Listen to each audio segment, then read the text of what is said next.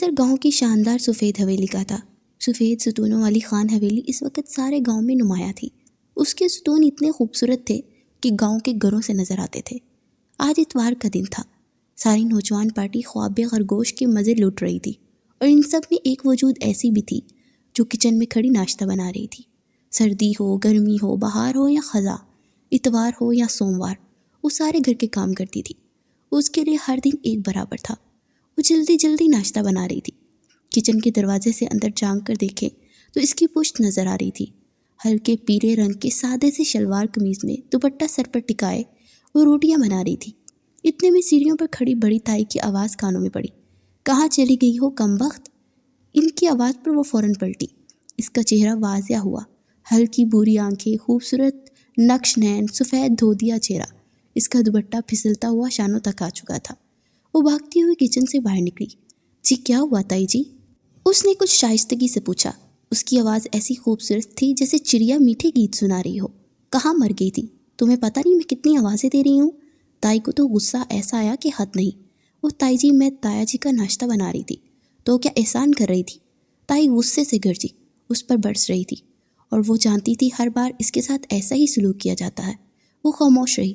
جلدی سے میرا ناشتہ بنا کر میرے کمرے میں جاؤ، حکم دیتی ہوئی وہ سیڑھیوں پر چڑھتی اوپر چلی گئی۔ یقیناً اپنے بیٹے کو اٹھانے گئی ہوں گی۔ وہ اپنے آنسو ضبط کرتی واپس پلٹی اور کچن میں غائب ہو گئی۔ تو یہ تھی خان حویلی جس کے مالک تھے شاہ نواز خان۔ ان کی ایک ہی بیٹی تھی، 19 سالہ خوبصورت نقش نین والی زرمین شاہ۔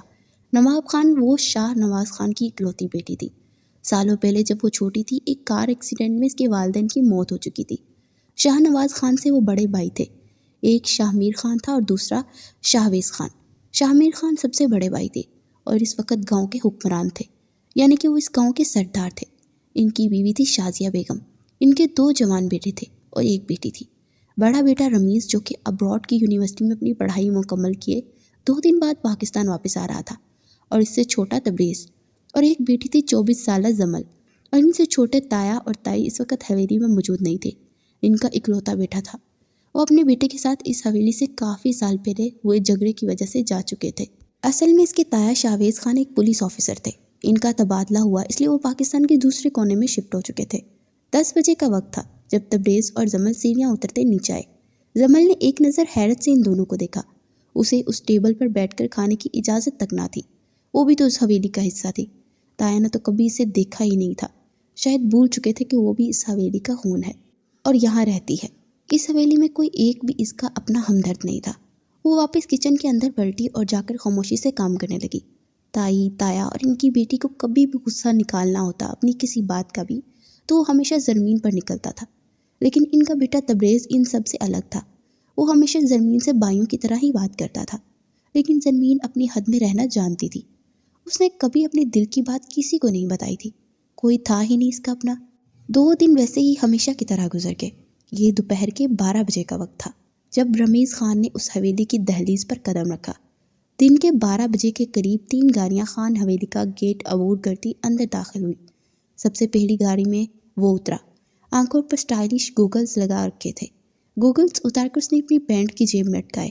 بلیک شرٹ پہن رکھی تھی اور اس تائش سے ساری حویلی کو دیکھ رہا تھا۔ اس کے ساتھ 2 گاڑیاں گارڈ سے مزین تھی۔ اس کے پیچھے ہی اس کا باپ اور بھائی بھی باہر نکلے۔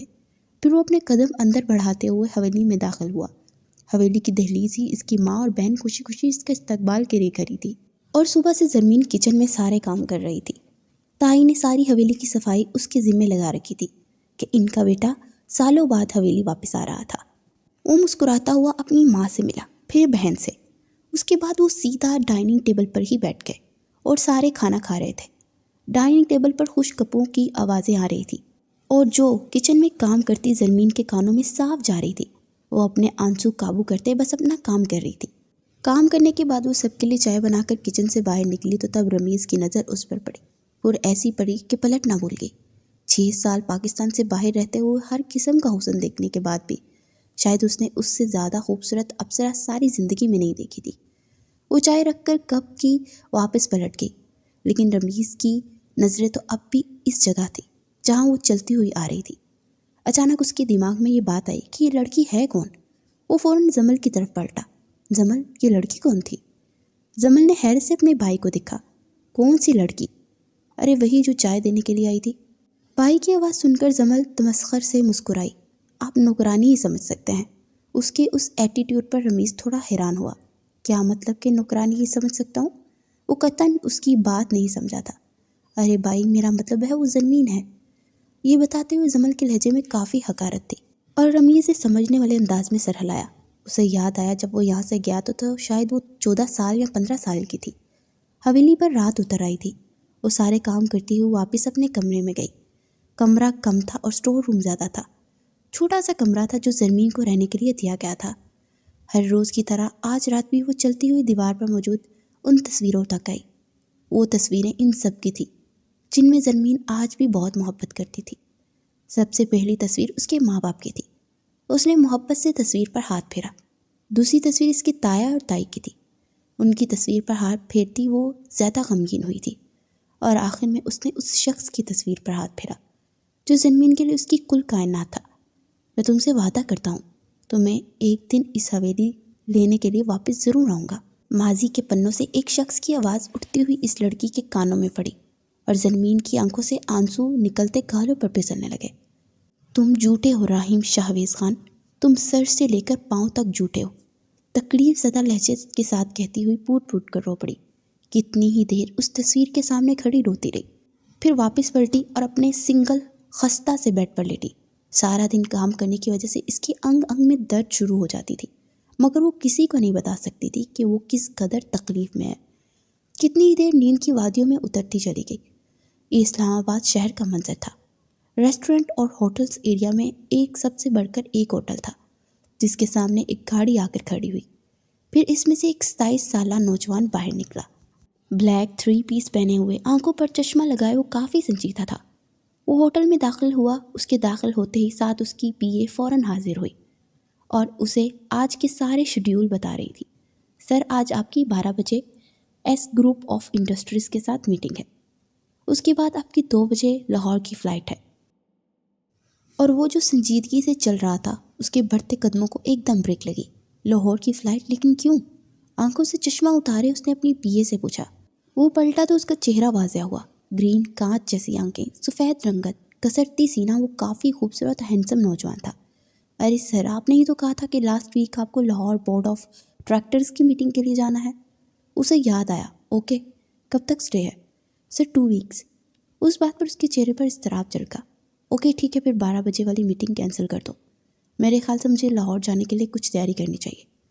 اس کی بات پر پی اے کچھ حیران ہوئی، مگر وہ اسے حیران چھوڑے واپس ہوٹل سے نکل گیا۔ حویلی پر رات اتر آئی تھی۔ اس وقت تایا، تائی اور رمیز سارے کمرے میں بیٹھے کسی بڑی بات پر ڈسکشن کر رہے تھے۔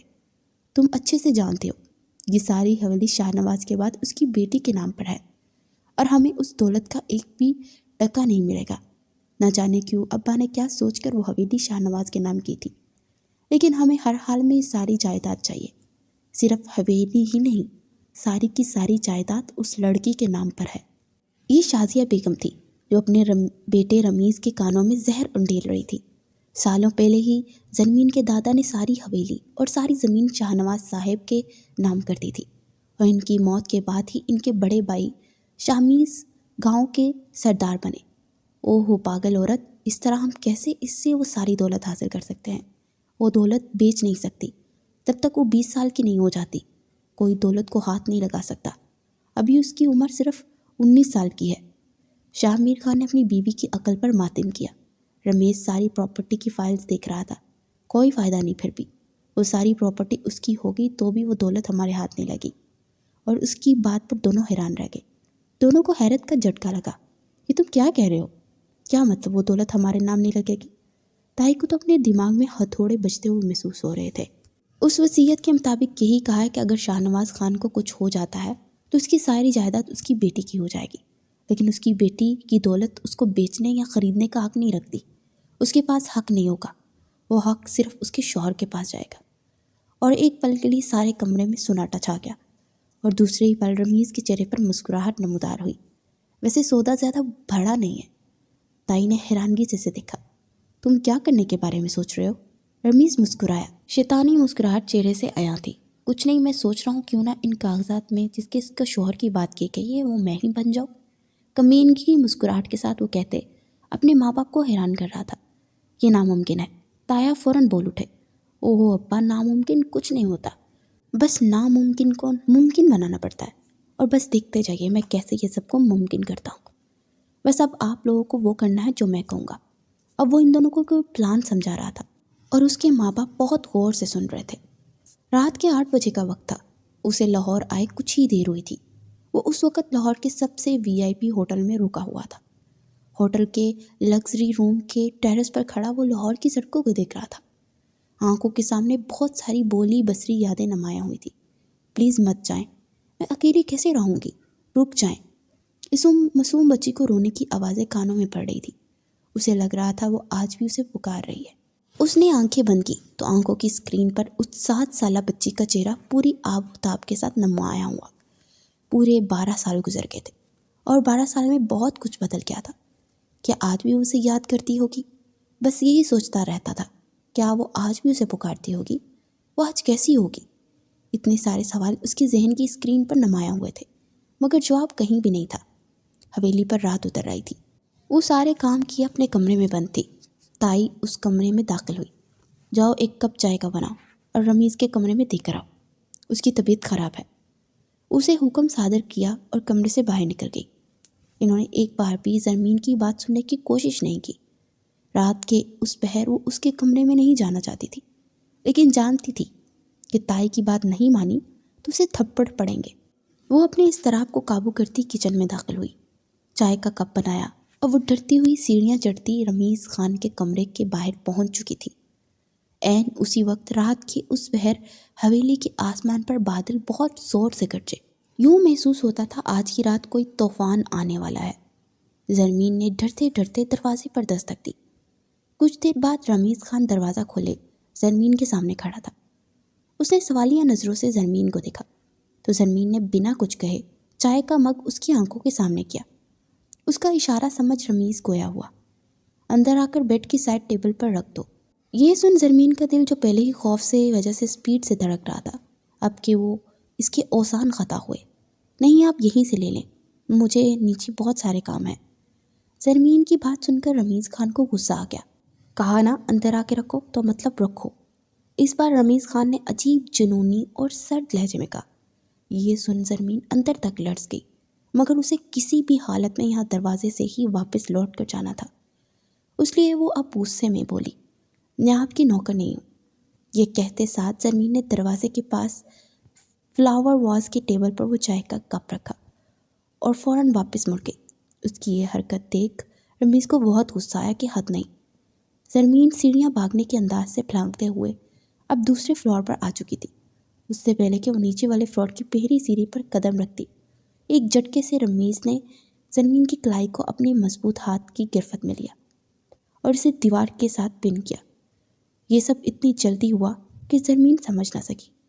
اب رمیز اسے غلیظ نظروں سے دیکھ رہا تھا اور زرمین کو اپنی دنیا اپنے ہاتھوں سے نکلتی ہوئی محسوس ہوئی۔ اس کے دونوں بازو رمیز کی سخت ہاتھوں کی گرفت میں آ چکے تھے۔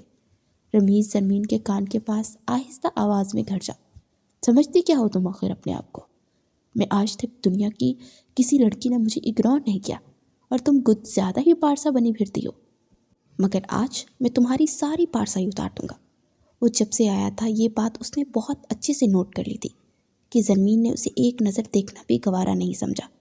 وہ اسے اس طرح اگنور کر رہی تھی جیسے وہ کہیں کی مہارانی ہو، جبکہ زرمین کی ایسی کوئی نیت نہیں تھی، لیکن رمیز کو تو ایسا ہی لگتا تھا۔ یہ سن کر زرمین کے رونگٹے کھڑے ہو گئے۔ کیا کر رہے ہیں؟ چھوڑے مجھے رمیز بھائی، میں آپ کی چھوٹی بہنوں کی طرح ہوں، بالکل زمل آپی جیسی ہوں، آپ کو شرم آنی چاہیے۔ زرمین اندر سے تو بہت ڈری تھی، مگر اسے بہادری سے اس صورتحال کا سامنا کرنا تھا۔ بہنوں جیسی ہو مگر بہن نہیں ہو، تمہاری وجہ سے ایک بار میرا سر پھٹ چکا ہے، اس کا بدلہ بھی تم سے لینا ہے۔ اور دوسری بات، اتنا حسن لے کر کہاں جاؤ گی؟ تھوڑا سا مجھ پر نچھاور کر دو۔ رمیز نے کمینگی ہنسی ہنس کر کہا، میں کہہ رہی ہوں چھوڑے مجھے، میں ویسی لڑکی نہیں ہوں جو نام محرموں کو اپنا جسم پیش کر دیتی ہیں۔ رمیز جو اس کی بے بسی پر ہنس رہا تھا، اچانک رمیز نے زرمین کا ایک ہاتھ چھوڑ کر اس کا منہ دبوچا اور بولا، کیا بکواس کر رہی ہو؟ میں کوئی بکواس نہیں کر رہی، سچ کہہ رہی ہوں۔ دور رہے مجھ سے ورنہ شور مچا کر ساری حویلی والوں کو اکٹھا کر لوں گی، خبردار اگر میرے قریب بھی آئے تو۔ وہ جانتی تھی رمیز خان کس قسم کا انسان ہے اور اس کی نظر کتنی غلیظ ہے۔ اس کی یہ بات سن رمیز کا دماغ اب تو گھوم چکا تھا۔ بہت اکڑ ہے تو تجھ میں، ابھی تیری ساری اکڑ ختم کرتا ہوں۔ یہ کہتے ساتھ رمیز نے زرمین کا دوپٹہ ایک جھٹکے سے کھینچا۔ حجاب کھل کر دوپٹہ اب اس کے گلے میں آ گیا۔ زرمین کو اپنی روح فنا ہوتی محسوس ہوئی۔ دل میں وہ اللہ پاک سے اپنی حفاظت کے لیے دعا کو تھی۔ خدا کا واسطہ ہے کچھ شرم کرے، کوئی آپ کی بہن کے ساتھ اس طرح کی حرکت کرے تو آپ کو کیسا لگے گا؟ آپ خود ایک بہن کے بھائی ہیں۔ زرمین کی بات سن ایک لمحے کے لیے رمیز کی آنکھوں میں سایہ سا لہرایا اور دوسرے ہی پل اس کا بھاری ہاتھ اٹھا اور زرمین کا نازک گال لال کر گیا۔ تھپڑ اس قدر زور کا تھا کہ زرمین کا ہونٹ پھٹ گیا۔ زرمین کا تو سر ہی گھوم گیا۔ خون لڑی کی صورت اس کے ہونٹ سے نکلا۔ اتنے میں رمیز کی گردن زرمین کے بازوں میں تھوڑی ڈھیلی ہوئی تو زرمین نے بنا موقع ضائع کیے پوری طاقت سے رمیز کو دھکا دیا۔ وہ تھوڑا سا لڑکھڑایا کیونکہ شاید اس نے زرمین کو زیادہ ہلکے میں لے لیا تھا، جس سے زرمین کو موقع مل گیا اور بس ایک سیکنڈ ضائع کیے وہ فوراً نیچے کی طرف بھاگی۔ مگر وہ کہاں جانتی تھی اصل قیامت تو نیچے اس کی منتظر تھی۔ زرمین کو بھاگتا دیکھ رمیز اس کے پیچھے بھاگا۔ اتنے میں حویلی کے پورچ میں 2 گاڑیاں آ کر رک چکی تھی۔ تایا، تبریز اور جمل حویلی کے اندر داخل ہو رہے تھے۔ شازیہ تائی لاؤنج میں بیٹھی تھی جب زرمین سیڑھیاں اترتی ہوئی آئی۔ زرمین کا دوپٹہ گلے میں تھا، بالوں کی کچھ لٹیں چہرے کے گرد تھی، ہونٹ پر خون اور گالوں پر انگلیوں کے واضح نشان تھے۔ شازیہ تائی اسے دیکھ کر بولی، کیا ہو رہا ہے یہاں؟ زرمین اس سے پہلے کہ کچھ کہتی، رمیز خان بولا، اس سے پوچھے امی، یہ بدذات مجھے ورغلا رہی تھی۔ اتنے برے الزام پر تو زرمین ساکت رہ گئی۔ صرف زرمین نہیں، لاؤنج کے دروازے میں کھڑے وہ سارے افراد بھی۔ شازیہ تائی آگے بڑھی اور زرمین کے گال پر ایک سناٹے دار تھپڑ دے مارا۔ ایسا کچھ نہیں آتا، یہ جھوٹ بول رہے ہیں، یہ میرے ساتھ زبردستی۔ ابھی زرمین یہ بات پوری کر ہی رہی تھی کہ تائی نے دوسرا تھپڑ بھی اس کے گال پر دے مارا۔ پہلے میرا چھوٹا بیٹا تیری چال میں نہیں آیا کہ میرے بڑے بیٹے کو اپنے جال میں پھنسانا شروع کر دیا، بد کردار کہیں کی۔ تائی اسے بے درپے کئی تھپڑ مار رہی تھی۔ وہ روتی ہوئی بار بار بس نفی میں سر ہلا رہی تھی کیونکہ تائی کو لگتا تھا کہ شاید تبریز اس کی جو حمایت کرتا ہے وہ زرمین کی وجہ سے ہی کرتا ہے۔ حالانکہ زرمین کو تو اس بات کی خبر ہی نہیں تھی کہ تبریز اپنی ماں کے سامنے اس کی حمایت کرتا ہے۔ ہاں، یہ سچ تھا، تبریز سے برداشت نہیں ہوتا تھا اس حویلی کی بیٹی ہوتے ہوئے وہ یہاں نوکرانوں کی طرح کام کر رہی تھی۔ سب سے پہلے دروازے میں کھڑے تبریز کے جسم میں حرکت پیدا ہوئی۔ وہ ایک جھٹکے سے آگے بڑھا اور جا کر زرمین کو اپنے پیچھے کیا اور ماں کے سامنے کھڑا ہو گیا۔ بس کر دے امی، دماغ تو نہیں خراب ہو گیا آپ کا؟ جان سے ماریں گے کیا اسے؟ تبریز کی دھاڑ سارے لاؤنج میں گونج اٹھی۔ شازیہ تائی اب غصے سے تبریز کو پیچھے ہٹا کر آگے جانے کی کوشش کر رہی تھی۔ پیچھے ہو، آج تو میں اس بد کردار کی جان لے لوں گی۔ اور تبریز ان کو زمین کی پہنچ سے دور رکھ رہا تھا۔ بس بہت ہو گیا، خاموش ہو جا سارے۔ اس بار تایا کی گرجدار آواز لاؤنج میں گونجی۔ زرمین نے امید بھری نظروں سے تایا کی طرف دیکھا۔ ان دونوں کی وجہ سے حویلی کی عزت مٹی میں مل کر رہ گئی ہے۔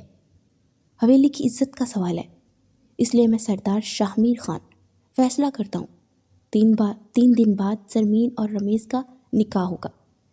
زرمین کو تو امید نہ تھی تایا اسے جیتے جی زندہ درگزر کر دیں گے۔ اسے لگا کسی نے اس کے کانوں میں پگھلتا ہوا سیسا انڈیل دیا ہو۔ کچھ پل تو زرمین ساکت رہ گئی۔ اسے یقین نہ آیا تایا نے اس کے سالوں کی محبت کا یہ پھل دیا تھا۔ زرمین چاہتی تھی تایا اس سے بات کرے۔ اگر تایا کی محبت حاصل کرنے کے لیے اتنی بڑی قیمت ادا کرنی ہوگی تو زرمین کو تایا کی محبت نہیں چاہیے تھی۔ کچھ لمحے لگے زرمین کو اس شوق سے باہر آتے۔ میں کوئی نکاح نہیں کروں گی، میں نے کوئی گناہ نہیں کیا۔ اس شخص نے میرے ساتھ زیادتی کرنے کی کوشش کی تھی، میں نے صرف اپنی عزت بچائی ہے، اور میں نکاح نہیں کروں گی کیونکہ میں پہلے ہی اپنے شوہر کے نکاح میں ہوں۔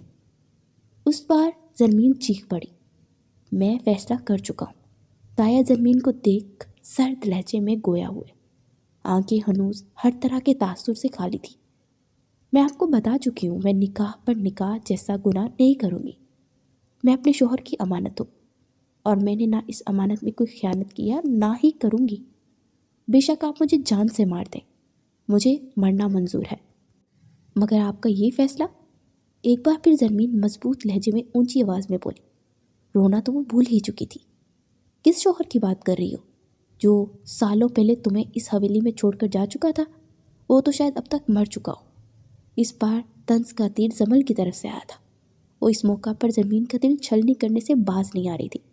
مجھے یقین ہے میرا شوہر زندہ ہے، مگر آپ لوگوں کو اگر لگتا ہے کہ وہ اس دنیا میں نہیں تو مجھے اس کا ڈیتھ سرٹیفکیٹ لا کر دکھا دیں اور ثابت کر دیں وہ زندہ نہیں ہے، تب شاید میں اس فیصلے کو مان لوں۔ میں زرمین راحم شاہویز خان ہوں، اس زرمین علی نواز نہیں جسے آپ چھوٹی چھوٹی بات پر تھپڑ مارتے تھے۔ میں ہر چیز برداشت کرتی ہوں، مگر اپنے کردار پر بہتان نہیں۔ زرمین کی بات سن تایا آگے بڑھے اور زرمین کو امید تھی کہ شاید وہ اپنے فیصلے کو بدل دے، مگر وہی ہوا جو کسی نے بھی نہ سوچا تھا۔ تایا کا ہاتھ اٹھا اور زرمین کے چہرے پر نشان چھوڑ گیا۔ زرمین حیران کن نظروں سے اپنے اس تایا کو دیکھ رہی تھی جسے ہمیشہ اس نے اپنے باپ کا درجہ دیا تھا۔ اسے امید نہ تھی تایا سچ بات پر اس پر ہاتھ اٹھائیں گے۔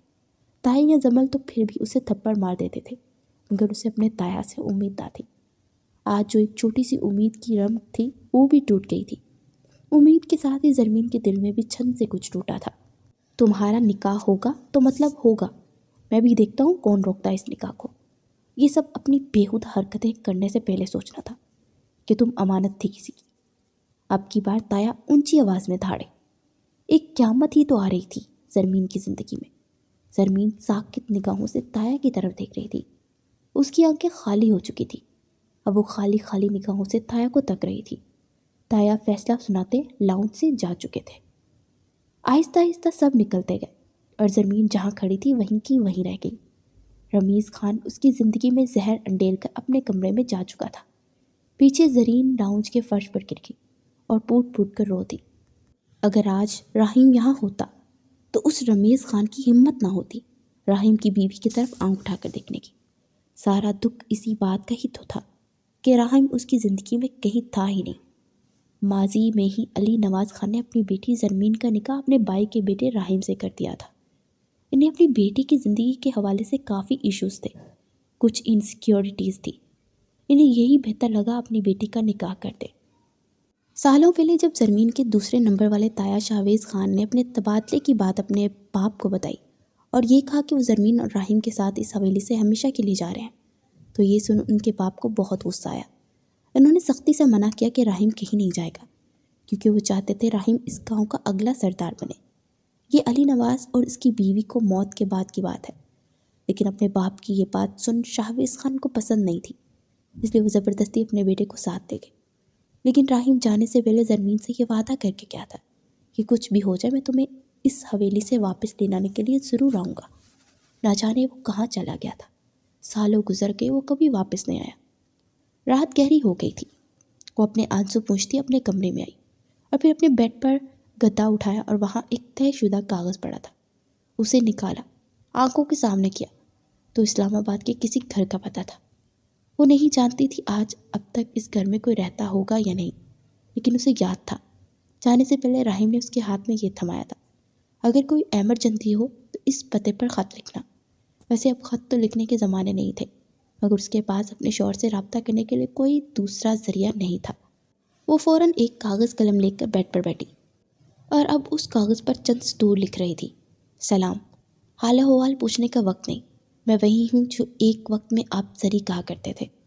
آپ تو کہتے تھے کہ آپ ایک لمحے کے لیے بھی اس دنیا کے سہارے نہیں چھوڑیں گے، تو کہاں گئے وہ ساری قسمیں اور وعدے؟ آپ تو شاید یہ بھی بھول گئے کہ ایک نسوانی وجود آپ کے نکاح میں موجود ہے۔ یہ شاید آپ کی دنیا کی رنگینیوں میں اتنے کھو گئے کہ اپنے بچپن کی منقوہہ کو بھول چکے۔ خیر، میں نے ایک اہم خبر دینے کے لیے اس خط کو لکھنے کا قدم اٹھایا۔ میں جانتی ہوں کسی کی زندگی میں دخل اندازی کرنا بہت بری بات ہے، لیکن میں بہت بڑی مصیبت میں ہوں۔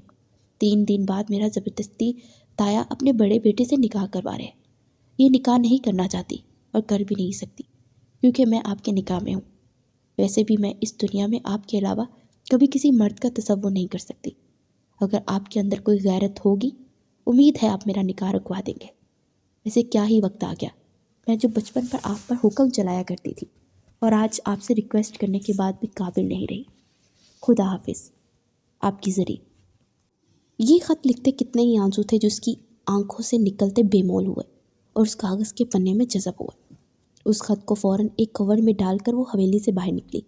حویلی کا لان سارا اندھیرے میں ڈوبا ہوا تھا۔ وہ گیٹ تک آئی، وہاں سیکیورٹی گارڈ کھڑے تھے۔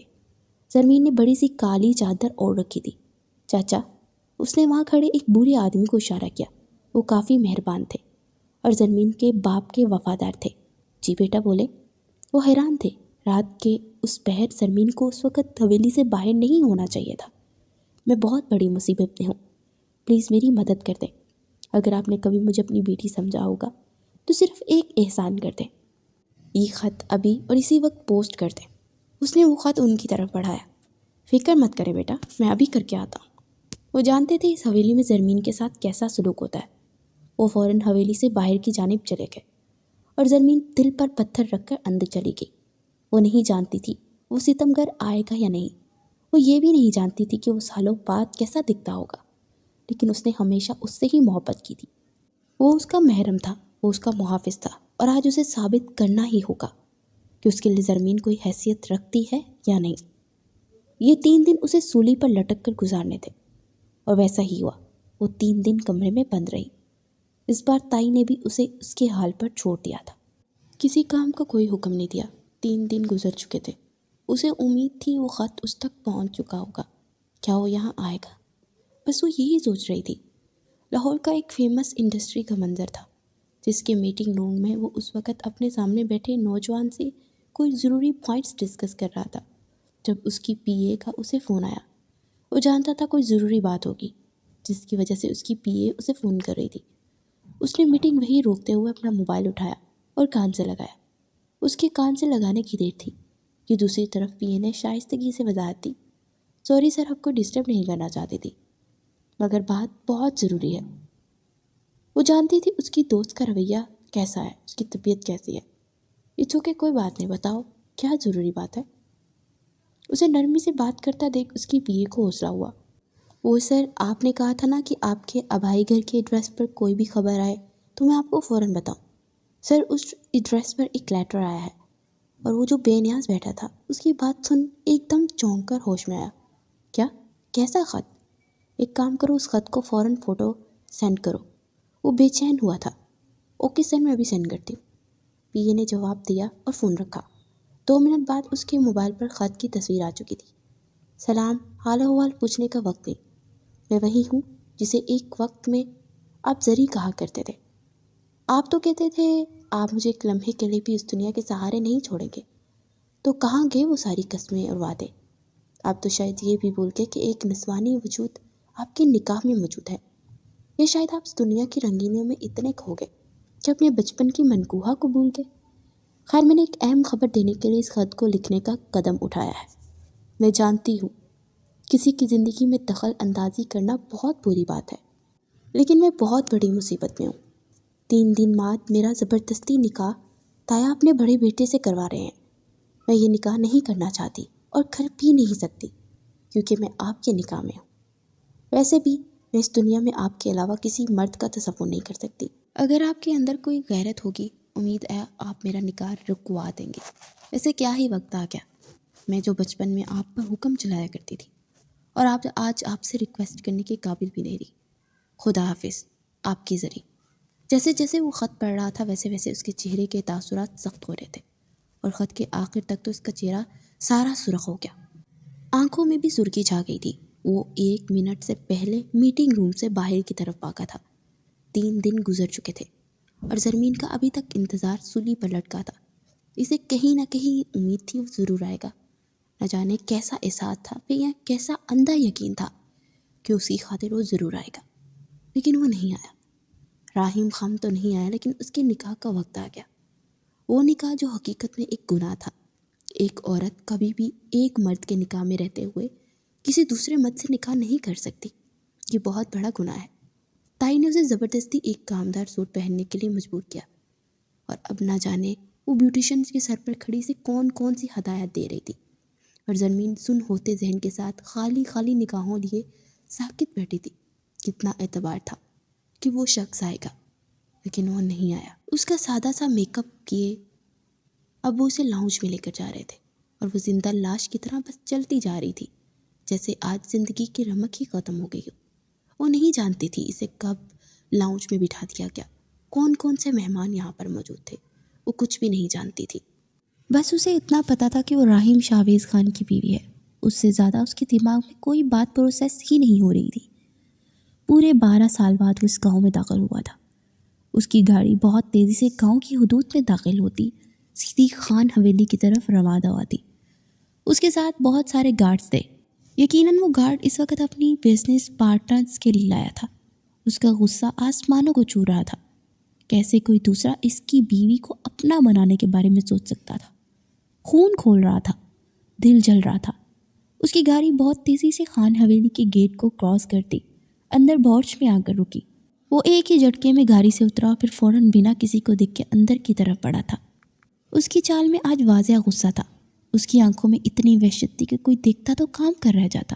وہ جو ساکت نگاہوں سے لاؤنج کے دروازے کی طرف دیکھ رہی تھی کہ شاید وہ اب آ جائے، اچانک تائی نے آگے بڑھتے اس کا گھونگھٹ چہرے کے گرد کر دیا۔ سارے منظر دھندلے ہو گئے۔ اب وہ لاؤنج کو دیکھ بھی نہیں رہ سکتی تھی۔ وہ نہیں آیا۔ وہ دروازے تکتی رہ گئی، لیکن وہ نہیں آیا۔ وہ بے بسی سے اپنا سر جھکا گئی۔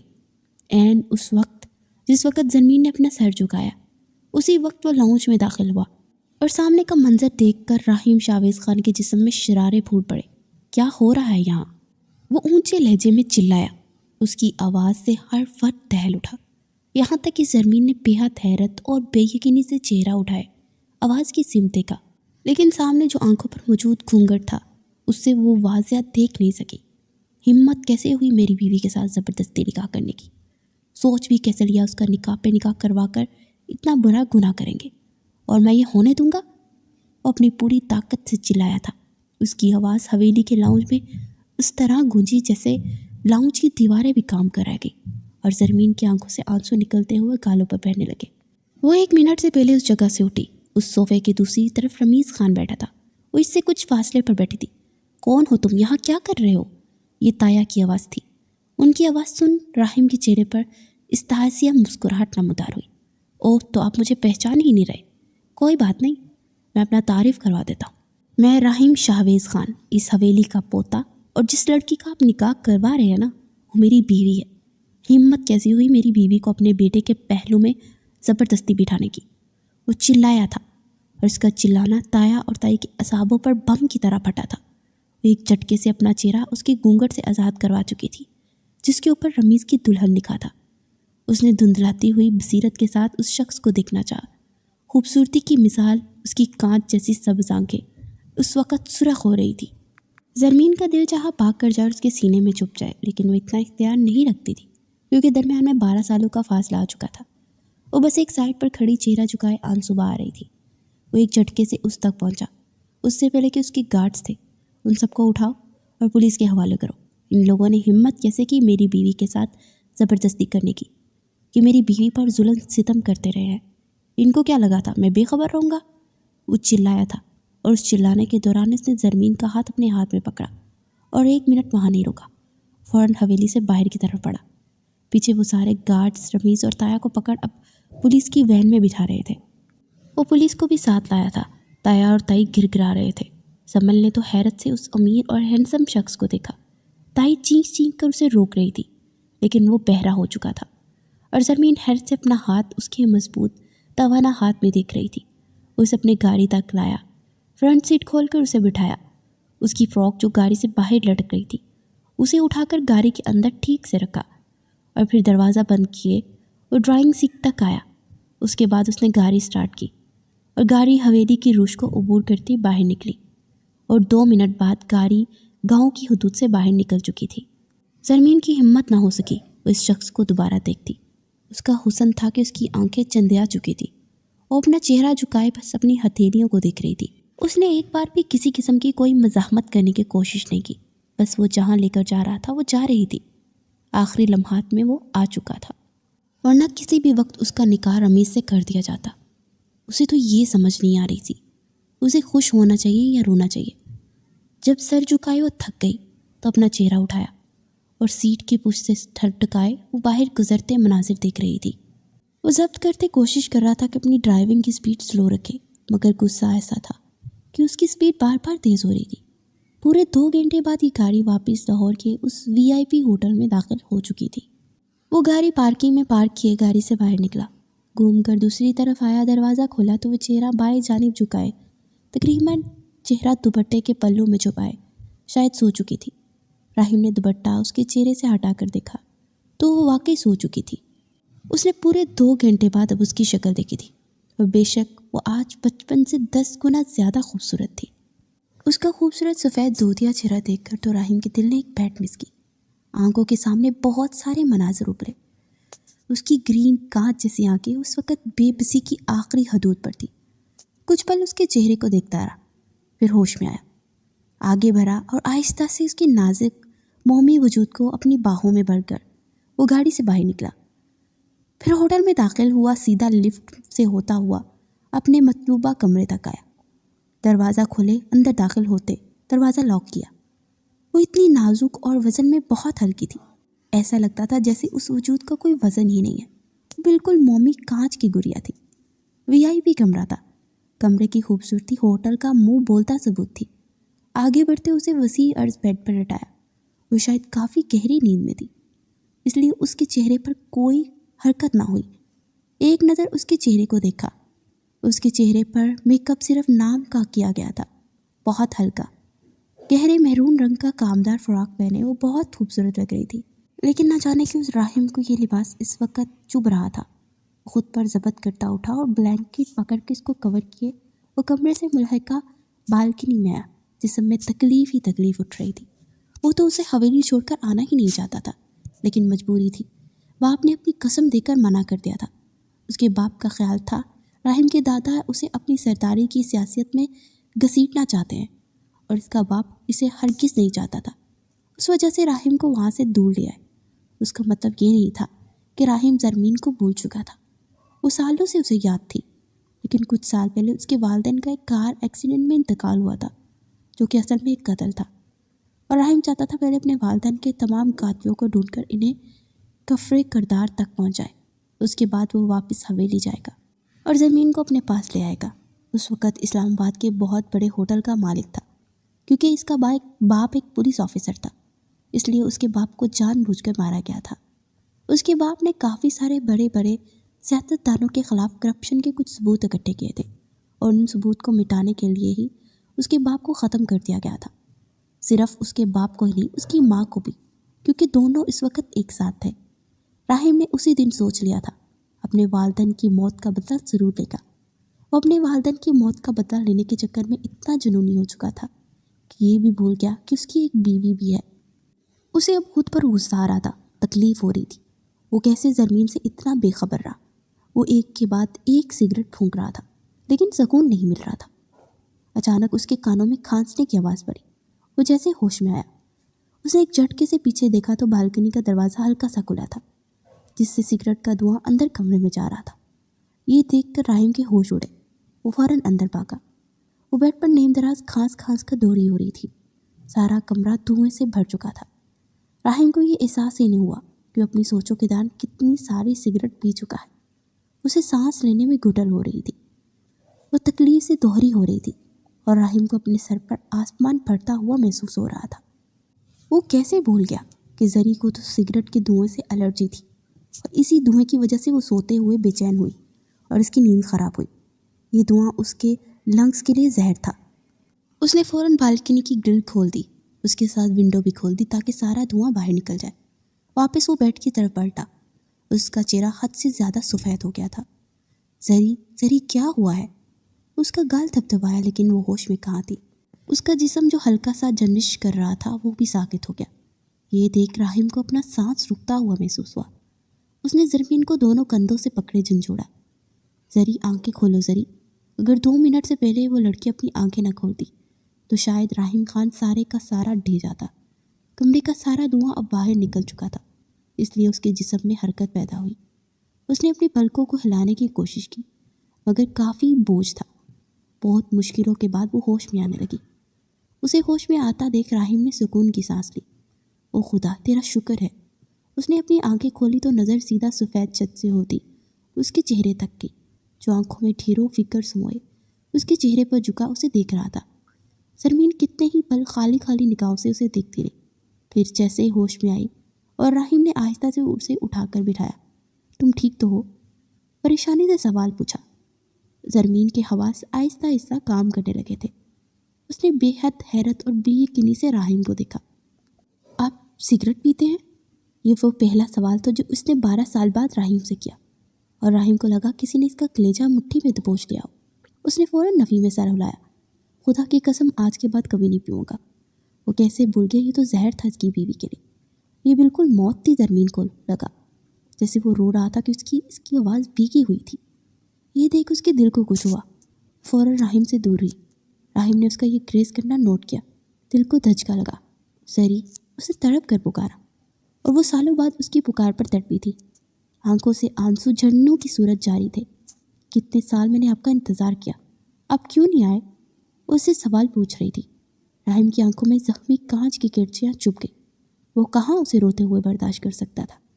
آج کے بعد تمہیں چھوڑ کر کہیں نہیں جاؤں گا، ایک پل کے لیے بھی نہیں چھوڑوں گا۔ اس کے لہجے میں کتنی تڑپ تھی، وہ زرمین صاف محسوس کر سکتی تھی۔ وہ بس اپنے آنسو قابو کرنے کی کوشش کر رہی تھی، کچھ نہ بول سکی۔ راہیم نے خود پر قابو پایا، پھر اپنا ایک ہاتھ پھیلایا۔ ادھر آؤ میرے پاس۔ اس کے لہجے میں صرف اور صرف محبت تھی، اور زرمین سالوں بعد اس لہجے سے متعارف ہوئی تھی۔ وہ بچپن میں بھی ایسے ہی کیا کرتا تھا۔ جب بھی زرمین اس سے ناراض ہوتی تو اسے ایسے ہی منایا کرتا تھا۔ وہ فوراً آگے بڑھی، اس کے بازو میں سمائی۔ اس نے فوراً زرمین کو اپنے سینے سے لگا لیا۔ آج پکڑ بہت مضبوط تھی، شاید وہ 12 سال بعد دوبارہ سینے سے آ لگی تھی، اس لیے پکڑ کافی سخت تھی۔ اگر 12 سال سے تم بے سکون تھی تو سکون مجھے بھی نہیں تھا۔ میں تمہیں ایک پل کے لیے بھی اپنے دماغ اور دل سے نہیں نکال پایا۔ میں بس کچھ مسئلے حل کر رہا تھا، تمہارے پاس ہی آنا چاہتا تھا، لیکن وہ مسئلے حل کرتے کرتے شاید میں یہ بھول گیا کہ مجھے تمہارے پاس آنا ہے۔ وہ اس سے ساری غلطیوں کا اعتراف کر رہا تھا۔ مجھے معاف کر دو ہر ایک غلطی کے لیے۔ آج وعدہ کرتا ہوں تمہیں چھوڑ کر کبھی بھی کہیں نہیں جاؤں گا۔ میں تمہیں بتا نہیں سکتا، تم میرے لیے خاص ہو۔ تمہیں دیکھتا ہوں تو ایسا لگتا ہے جیسے اپنے ماں باپ واپس مل گئے ہوں، کیونکہ انہوں نے میرے لیے چنا تھا تمہیں۔ زری تم میرے لیے بہت خاص ہو۔ تم وہ واحد عورت ہو جو راہیم شاویز خان کے دل میں بستی ہو۔ I am in love with you. وہ بیگے لہجے میں محبت کا اظہار کر رہا تھا، اور زرمین کو لگا جیسے اس کے سالوں کے زخم بھر رہے ہوں۔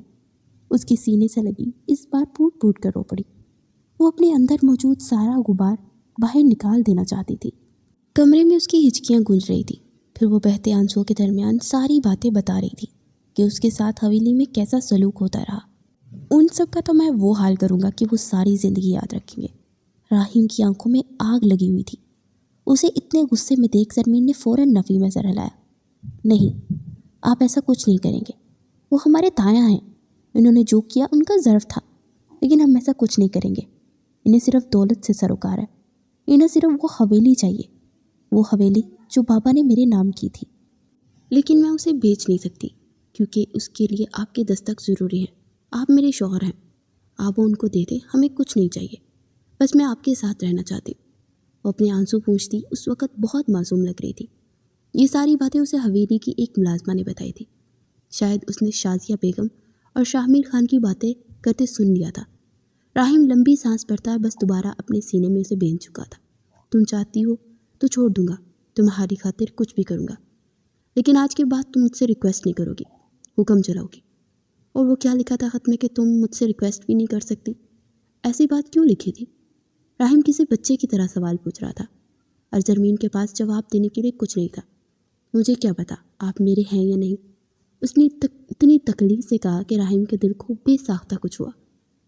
خبردار، اگر آئندہ اسی بات کہی، میں صرف تمہارا ہوں، تمہارا ہوں، اور تمہارا تھا، اور تمہارا ہی رہوں گا۔ یہ میرا تم سے وعدہ ہے۔ صبح چلیں گے ہم اپنے گھر اسلام آباد۔ میرا گھر بہت خوبصورت گھر ہے، انفیکٹ وہ ہمارا گھر ہے۔ راہیم ہلکا پھلکا محسوس کر رہا تھا، اس لیے مسکرا کر گویا ہوا۔ اس کی بات سنتی زرمین کو بھی تجسس ہوا۔ کیا سچ میں ہمارا گھر؟ اس نے حیرت سے پوچھا۔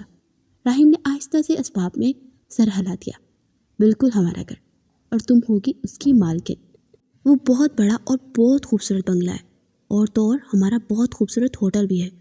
میں تمہیں سارا ہوٹل دکھاؤں گا، راہیم نے کسی بچے کی طرح ایکسائٹیڈ ہو کر کہا۔ زرمین بے ساختہ مسکرائی، اس کے مسکراتے دیکھ جیسے راہیم کے سینے میں ٹھنڈک اتر آئی۔ وہ بے خود ہوتا آگے بڑھا، اس کے ماتھے پر لب رکھ کے۔ زرمین کی مسکراہٹ اچانک حیرانگی میں بدلی، وہ ساکت رہ گئی۔ اس کے لمس تھے جسم میں سپارک ہوا تھا۔ وہ دوبارہ اس کے قریب ہوا اور محبت سے اسے ساتھ لگائے اس کے بالوں میں انگلیاں چلانے لگا۔ زرمین بھی پرسکون ہوتی اس کے سینے پر سر رکھ کے سو گئی تھی۔ اس کے سونے کے بعد راہیم نے اسے سیدھا کیے بیڈ پر لٹایا، اس پر کمبل ٹھیک کیا، پھر دوبارہ اس کے ماتھے پر لب رکھے۔ جسم اور روح میں سکون اتر آیا تھا۔ وہ ہمیشہ سے اس کی تھی اور دونوں کے درمیان انڈرسٹینڈنگ تو بچپن سے ہی تھی، بس درمیان میں یہ 12 سال ایک لمبا فاصلہ بن کر آ گئے تھے۔ لیکن اس کا مطلب یہ نہیں تھا کہ ان کی بانڈنگ اور انڈرسٹینڈنگ میں کوئی ڈیفرنس آ گیا تھا۔ راہیم نے اپنا موبائل پکڑا اور اب وہ پولیس اسٹیشن فون کر کے تایا اور اس کے بیٹے کو آزاد کروا رہا تھا۔ اس کی بیوی نے جو کہا تھا ویسا ہی ہوگا اس کے لیے۔ وہ اتنی خاص تھی کہ اس کے لیے کچھ بھی کر سکتا تھا۔ اگلی صبح کا آغاز ہو چکا تھا۔ جب وہ سو کر اٹھی تو راہیم کمرے میں نہیں تھا۔ وہ فریش ہوتی واش روم سے باہر نکلی تو راہیم کمرے میں داخل ہو رہا تھا۔ میں تمہارے لیے کچھ شاپنگ کر کے لایا ہوں، چلو یہ کچھ ڈریسز ہیں، جو اچھا لگے وہ پہن لو، پھر ہم اسلام آباد جا کر تمہارے لیے باقاعدہ شاپنگ کریں گے۔ راہیم نے مسکراتے دوبارہ اسے اپنے ساتھ لگائے، ساری بات بتائی۔ زرمین کو لگا جیسے اس کی زندگی کی بہاریں لوٹ آئی ہیں۔ اس نے اپنی زندگی کے 12 سال صبر کیے گزارے تھے، خدا نے اسے اس کے صبر کا پھل بہت خوبصورت دیا تھا۔ زرمین نے وہ بیگ پکڑا اور میں سارے ڈریسز دیکھنے لگی، پھر ایک خوبصورت لانگ پرپل کلر کی فراک پکڑ کر واش روم میں چلی گئی اور 2 منٹ بعد وہ ڈریسز چینج کیے باہر نکل رہی تھی۔ اس فراک میں وہ بہت خوبصورت لگ رہی تھی۔ راہیم نے اپنی جیب سے اپنا والیٹ نکالا اور بے سکتا اس کے سر سے کتنے ہی نوٹ وار دیے، اس کا صدقہ دیا۔ اس کی حرکت زرمین کی آنکھوں میں آنسو لے آئی۔ اس کی آنکھوں میں آنسو دیکھ راہیم نے فوراً نفی میں سر ہلایا۔ بس آج کے بعد تمہارا یہ رونا بند، آج کے بعد تمہیں کبھی بھی روتا نہ دیکھوں زری۔ وہ نرمی سے ٹوکتے ہوئے اپنا سارا سامان سمیٹ رہا تھا۔ پھر کچھ ہی دیر بعد وہ دونوں اسلام آباد کے لیے نکل گئے۔ کیونکہ زرمین کا پاسپورٹ نہیں تھا اس لیے وہ بائی ایئر نہیں جا سکتے تھے، سو راہیم نے بائی روڈ جانا ہی مناسب سمجھا۔ کتنے ہی گھنٹوں کا سفر طے کیے وہ لوگ اسلام آباد کی حدود میں داخل ہو چکے تھے۔ وہ سب سے پہلے زرمین کو گھر لے آیا۔ وہ ڈیفینس میں بنا بہت خوبصورت اور بہت بڑا گھر تھا، 3 منزل عمارت، وہ حویلی سے بھی بڑا محل تھا۔ وہاں کام کرنے والے ڈھیروں ملازم تھے۔ راہیم نے اس کا ہاتھ پکڑا ہوا تھا اور گاہر سے باہر نکلا۔ اس کے ویلکم کے لیے کتنے ہی ملازمین کھڑے تھے۔ ویلکم میم، ساری فیمیل اسٹاف نے اسے ویلکم کیا، اور اتنا پروٹوکول دیکھ زرمین کی آنکھیں حیرت کی زیادتی سے گنگ رہ گئی۔ راہیم اس کا ہاتھ پکڑے اندر لے کر جا رہا تھا۔ اس کے پیچھے یہ سارے ملازمین تھے۔ آپ کھانا لگوائیں، ہم فریش ہو کر آتے ہیں۔ اس نے ایک ملازمہ کو مخاطب کیا، پھر زرمین کا ہاتھ پکڑے سیڑھیاں چڑھ گیا۔ وہ بہت خوبصورت بنگلہ تھا، سارا گولڈن اور بلیک کلر کے امتزاج کے ساتھ سجایا گیا تھا۔ وہ کمرے میں داخل ہوا، اس کے پیچھے زرمین بھی داخل ہوئی۔ وہ اتنا شاہانہ روم دیکھ زرمین کی تو آنکھیں چمکی تھی۔ اس نے زندگی میں اتنا خوبصورت کمرہ نہیں دیکھا تھا۔ اس نے کمرے کی سیٹنگ بہت خوبصورتی سے ترتیب دی تھی۔ وہ دروازہ بند کیے پلٹا تو دیکھا زرمین حیرت سے سارا کمرہ دیکھ رہی تھی۔ اس کے پاس آیا، اسے اپنے حصار میں لیا۔ اس کے لمس سے وہ ہوش میں آئی۔ ایسا کیا دیکھ رہی ہو؟ راہیم نے محبت سے سرگوشی کی۔ دیکھ رہی ہوں میری قسمت کتنی خوبصورت ہے۔ وہ واپس پلٹی تو چہرے پر مسکراہٹ تھی۔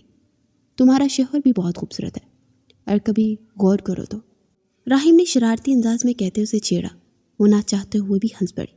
سارے کمرے میں اس کی ہنسی گونج رہی تھی۔ راہیم آگے بڑھا اور دوبارہ اسے اپنے سینے میں بھیجا۔ تم جانتی ہو تم میرا سکون ہو، اس نے محبت سے سرگوشی کی، اور زرمین کو آج معتبر ہونے کا مان مل گیا تھا۔ اس نے ہمیشہ اپنے محرم سے محبت کی تھی، اور خدا نے پھر اس کی قسمت میں بہت اچھا شخص لکھ دیا تھا۔ آپ بھی میرا سکون ہے، اس نے آہستہ سے سرگوشی کی۔ اس پر راہیم کو حیرت ہوئی اور خوشی کا شدید جھٹکا لگا۔ پھر وہ دلکشی سے مسکرایا اور اس کے ماتھے پر لب رکھ دیے۔ اگر اپنی حدود میں رہ کر خدا سے خود کے لیے اچھی قسمت مانگی جائے تو پھر خدا بھی انسان کو وہاں سے نوازتا ہے جہاں سے انسان نے سوچا نہ ہو۔